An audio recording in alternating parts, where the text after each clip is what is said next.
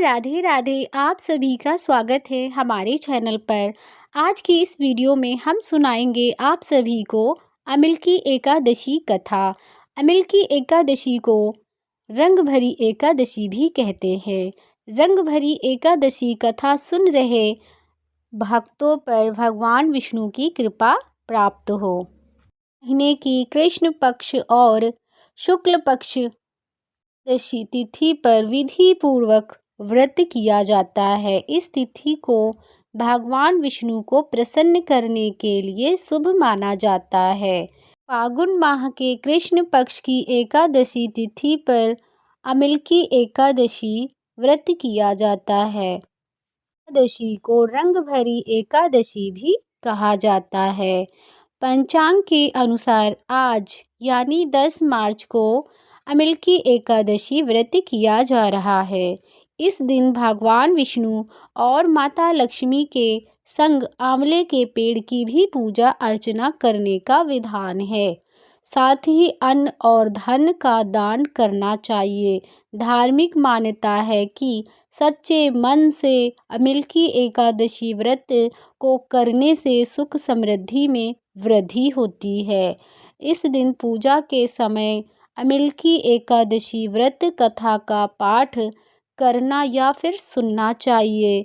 ऐसा करने से एकादशी का व्रत सफल होता है और साधक के सभी पापों का नाश होता है। इसीलिए अमिल की एकादशी पर व्रत कथा का पाठ करना या फिर सुनना चाहिए। ऐसा करने से भक्त सच्चे मन से पापों अमिल की एकादशी व्रत कथा सुनता है या पाठ करता है, ऐसे व्यक्ति पर भगवान विष्णु की कृपा हमेशा बनी रहती है। आइए कथा को आरंभ करते हैं। कथा को पूरा सुनते हैं। आधा अधूरा सुनने से दोष लगता है, इसलिए कथा को पूरा सुने। ओम श्री गणेशाय नमः। पौराणिक कथाओं के अनुसार वैदिक नामक एक नगर में चंद्रवंशी राजा राज्य किया करता था। नगर में लोग श्री हरि के भक्त थे और सभी विधि पूर्वक एकादशी का व्रत किया करते थे। एक बार सभी नगर वासी फागुन माह कृष्ण पक्ष की एकादशी का व्रत कर विष्णु जी की पूजा करते थे। उसी समय वहाँ एक महापापी शिकारी का आगमन हुआ। शिकारी वहाँ पर रुककर भगवान विष्णु की कथा सुनने लगा। इस तरह उस शिकारी ने अपनी पूरी रात जागरण करते हुए बिताया। इसके बाद घर आकर वह सो गया। कुछ दिनों बाद ही उस बहेलिये का निधन हो गया।